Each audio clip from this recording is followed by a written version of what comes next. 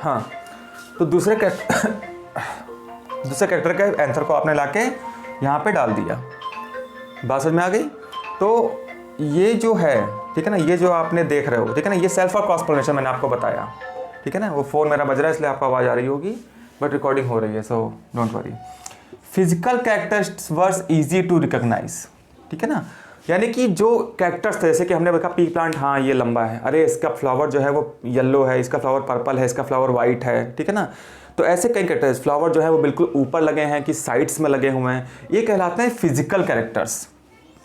मटर जो आ रहा है, जो सीड आ रही है, मटर एक्चुअली में सीड ही तो होती है, वो कैसी है, वो येलो रंग की सीड है कि हरे रंग की सीड है, तो ये कैरेक्टर्स बड़े आसानी से हमको पहचाने आ रहा था। और अगर आप चाह रहे हो कोई एक्सपेरिमेंट कर रहे हो तो आप यही चाहोगे ना कि जो हमें कैरेक्टर हमें चाहिए वो हमें ईजिली विजिबल हो। तो फिजिकल कैरेक्टर जो होते हैं बहुत आसानी से दिख रहे थे, तो एक्सपेरिमेंट का जो निष्कर्ष या जो रिजल्ट था वो हमको देखने में आसानी हो रही थी। लाइफ स्पैन बहुत कम होता है, ऐसा नहीं कि आपने इनका क्रॉस कराया, आपने पॉलिन गेन डाला, ठीक है ना, बस समझ में आई। तो जो कैरेक्टर आपको देखना है उसको देखने के लिए आपको 1 साल 2 साल इंतजार करना पड़े। इनका लाइफ स्पैन छोटा होता है, 3 से 4 महीना होता है, ठीक है ना, या उतना ही ऐसे कुछ होता है। तो इनका लाइफ स्पैन बहुत छोटा होता है, तो आपको तुरंत रिजल्ट, मतलब कि आपको 3-4 महीने के अंदर रिजल्ट देखने को मिल जाएगा। फिर आप दोबारा एक्सपेरिमेंट चालू कर दोगे। मतलब मेंडल भाई साहब ने तो यही किया, ठीक है ना, बहुत समय तक उन्होंने एक्सपेरिमेंट किया इनके ऊपर। वो क्यों पॉसिबल हो पाया? क्योंकि मटर के पौधे की लाइफ जो है वो बहुत छोटी होती है। ओके, अगर ये भी बरगद के पेड़ की तरह होता, मतलब लंबा अगर स्पैन होता, तो फिर तो उनको जन्मों लग जाता है। देन मेंटेनेंस बहुत आसान है, इजी टू मेंटेन, ठीक है ना। अब उसके लिए समझाने की जरूरत नहीं है। मेंटेनेंस कठिन होता है तो फिर बाकी चीज़ों पे भी फर्क पड़ता है, लेकिन इजी मेंटेन आपको कुछ करना ही नहीं था। एक बार प्लांट वो कर दिया, आपने खाद डाल दी, उसके बाद आपको देखना ही नहीं, आप रिजल्ट का इंतजार करो सीधे। बात समझ में आ गई? तो ये आपके ये वजह थी जिसकी वजह से पाइसम सटाइवम को सेलेक्ट किया मेंडल भाई साहब ने। वैसे सबसे पहली वजह ये थी कि उनके गार्डन में लगे हुए थे पेड़, ठीक है ना। अब देखो ये जरूर याद कर लेना, रट लेना। बात समझ में आ गई? हैबिट तुमको पता ही है। 2 अलग अलग कैरेक्टर्स को आपने क्या किया, 2 अलग अलग कैरेक्टर्स के पौधों को आपने क्रॉस कराया, आपको एक नया कैरेक्टर मिला, तो ये हाइब्रिड होता है। ये आप 8th में भी पढ़ के आए हो, ठीक है ना। हाइब्रिड आपको सब्जियां मिलती हैं आजकल, हाइब्रिड आपको चावल मिलते हैं आजकल। मतलब आपने 2 अलग अलग कैरेक्टरिस्टिक के प्लांट्स को, मतलब स्पीशीज सेम होनी चाहिए, है ना। ये नहीं कि तुम गोभी और आलू करा रहे हो, स्पीशीज सेम चाहिए, बस उनकी वैरायटी अलग अलग होनी चाहिए। ये आपने पढ़ा था, inter varietal hybridization, inter generic, inter specific. Class में होता है तो कूटने में बहुत मजा आता है। बात समझ में आ गई? तो हाइब्रिड क्या होता है? 2 अलग अलग कैरेक्टर्स के प्लांट को आपने क्रॉस कराया, जिससे आपको एक नया तरह का कैरेक्टर मिला, नए तरह का कैरेक्टर का प्लांट मिला आपको, या सीड मिली, तो उससे आप क्या कहते हो? उसको आप हाइब्रिड बोलते हो, ठीक है। डोमिनेंट और रेसिव, यही आपको समझाना था मेरे को, मतलब ये मेन था। आपके क्लास में एक कोई ऐसा ग्रुप रहता होगा जो बाकी ग्रुप्स को मतलब कि दबा के रखता होगा, या मतलब उनके आगे चलती नहीं होगी, उनके जो फैसले होते हैं वो क्लास में डोमिनेंट होते हैं। डोमिनेंट वर्ड का मतलब क्या होता है? She is of a dominating nature, he is of a dominating nature, he is very बुद्धू type, he is a recessive.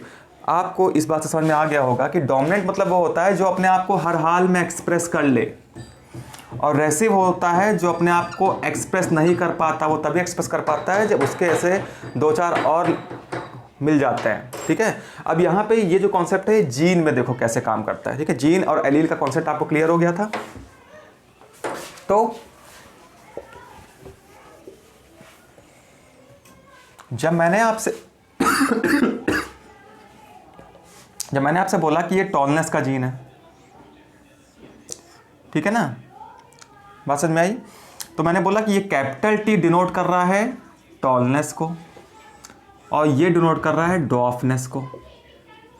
तो उसके पास दोनों कैरेक्टर, मतलब कि टॉलनेस का भी डॉफनेस का भी दोनों जीन, मतलब कि दोनों के एलील प्रेजेंट है, एक जीन में दोनों एलील है। एक्सप्रेस क्या कर जाए कोई भरोसा नहीं। भरोसा है, क्यों? क्योंकि जो मैंने कैपिटल से डिनोट किया है, कैपिटल लेटर से, वो होता है डोमिनेंट, और जो स्मॉल टी है, जो स्मॉल टी वाला एलील है, वो दिखाता है रेसेसिव।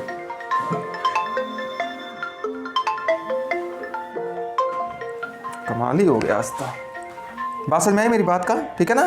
तो टॉलनेस, जैसे कि ये जीन है, इसके 2 एलील हैं, ठीक है ना, 2 एलील मिलकर एक जीन बनाते हैं, आपको पता ही है। तो ये जो टॉलनेस का जीन है, ठीक है ना, ये हमेशा हम डोमिनेंट जो है ये कैपिटल से डिनोट करते हैं। किससे डिनोट करते हैं? कैपिटल लेटर से, डोमिनेंट। क्यों ये डोमिनेंट है? क्योंकि इसके साथ में भले ही वो एलील है जो बौनेपन के लिए रिस्पॉन्सिबल है, लेकिन ये बेचारा इसके इफेक्ट में खुद को एक्सप्रेस नहीं कर पा रहा है। प्रेजेंट है लेकिन ये खुद को एक्सप्रेस नहीं कर पा रहा है। पेड़ तब भी लंबा ही हो गया, क्योंकि ये बेचारा खुद को एक्सप्रेस नहीं कर पाया, ठीक है ना। अब मैंने बोला कि ये प्लांट जो था ये हाइब्रिड टॉल था। हाइब्रिड टॉल क्यों कहा मैंने? हाइब्रिड टॉल इसलिए कहा क्योंकि इसके पास जो एलील हैं वो एक पूरा टॉलनेस का है, एक ड्वार्फनेस का है, इसलिए ये हाइब्रिड टॉल है। ये खुद को भले एक्सप्रेस नहीं कर रहा है, पेड़ भले ही लंबा हो रहा है, लेकिन जो जीनोटाइप है उसमें ये ड्वार्फ वाला भी प्रेजेंट है। तो हाइब्रिड का मतलब क्या हुआ? ये कैपिटल टी स्मॉल टी तो हाइब्रिड ही तो है। अगर मैं बोलूं कि पेड़ टॉल है लेकिन उसका जीनोटाइप ये है, जीन ये है उसके एलील, यानी कि दोनों के दोनों कैपिटल टी, दोनों के दोनों डोमिनेंट हैं, तो प्लांट को टॉल होना ही है। लेकिन इसे आप बोलते हो प्योर टॉल, जो अभी मैंने थोड़ी देर पहले लिखा था। ये क्या है? प्योर टॉल है, ठीक है ना। ये हाइब्रिड टॉल है, ये प्योर टॉल है, ओके।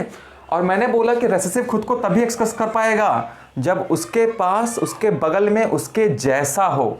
अगर प्लांट के पास जीनोटाइप ये है, दोनों स्मॉल टी हैं, दोनों डॉफनेस के एलील हैं एक जीन में, तो प्लांट क्या हो जाएगा? छोटा रह जाएगा, रेसेसिव, ठीक है ना। तो इसे कहते हैं प्योर ड्वार्फ। बात समझ में आ गया? या सिंपल ड्वार्फ बोल लो, क्योंकि ये बेचारा खुद को एक्सप्रेस ही तब कर पाएगा जब इसके बगल में इसके जैसा एक हो, small T. So dominant is always been written by capital letter, जो खुद को एक्सप्रेस करेगा। आपको एग्जाम में दिया रहेगा, ठीक है ना। आपको या तो लेटर्स दिए रहेंगे कैपिटल स्मॉल, आपको समझ जाना है कि कैपिटल जो है वो हमको डोमिनेंट शो कर रहा है, मतलब ये खुद को एक्सप्रेस कर लेगा और इससे छोटे लेटर जो इसके बगल में दिखाई देगा उसको दबा देगा, उस कैरेक्टर को प्रेस कर देगा, सप्रेस कर देगा, ठीक है ना। और ये स्मॉल टी यानी कि ये जो रेसिसिव है खुद को तभी एक्सप्रेस कर पाएगा जब दोनों एलील रेसेसिव हों। एक जीन के जब दोनों एलील रेसेसिव हों तभी ये खुद को एक्सप्रेस कर पाएगा। इन सब टॉपिक्स में किसी में भी कंफ्यूजन हो तो मुझे मैसेज कर देना, वीडियो तुम लोग देख ही लोगे।